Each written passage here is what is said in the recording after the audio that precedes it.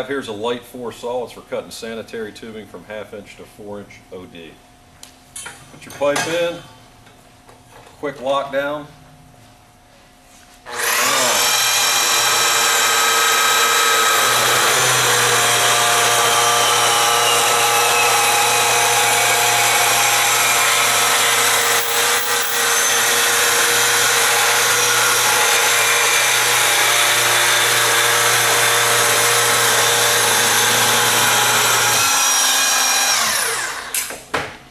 There you have it. That's a piece of 2.5 inch sanitary tubing.